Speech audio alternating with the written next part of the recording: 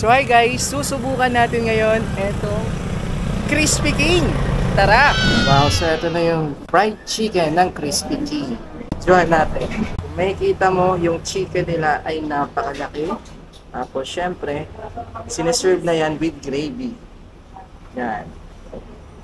Yung gravy. Ito yung rice na nakapack pa po sa plastic. Bukod sa chicken, ay available din pala sa menu nila ang ngoyong, siomai, lumpia at bola-bola. At etong vlog na to ay not sponsored po ng Crispy King. Tikman na natin yung manok ng Crispy King. Mainit pa.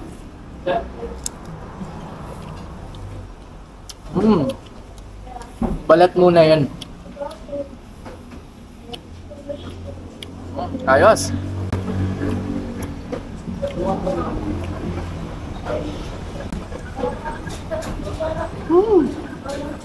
Kaya tayo napadpad dito sa Crispy King dahil habang pauwi tayo, medyo nagutom ako sa sarap na naaamoy ko dito sa fried chicken nila. Di ba? Pag dumadaan ka talaga sa mga Crispy King na stores, talagang maamoy mo yung nakakagutom na fried chicken ng Crispy King.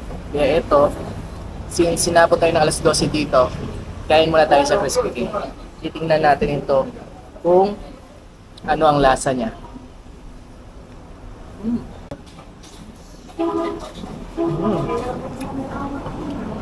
Ano masasabi mo sa chicken? Yung lasa? Sarap. Sarap? Ano lang to yung meal na ma-order natin sa Crispy King with chicken and rice na and gravy, 50 pesos. About sa presyo, masasabi kong sulit talaga. Ito. Sausaw natin sa gravy.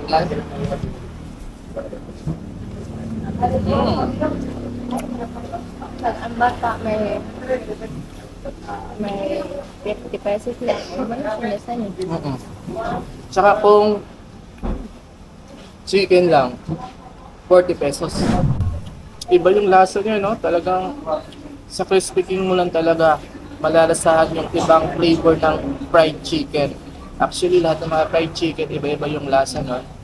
Sa Crispy King, meron siyang signature flavor na Crispy King lang talaga meron. Ano, sarap. Pati baby, masarap.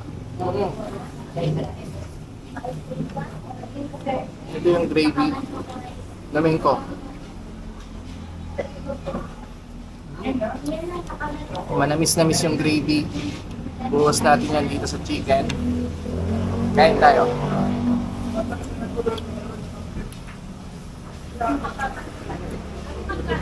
So, nabalitaan ko na yung franchise fee na Crispy King ay mahal. Pero, if ever na may pera, isa ito sa mga options na pwede kong pag-isipan na pwedeng mag-put up rin ng Crispy King sa area kung saan kayo located.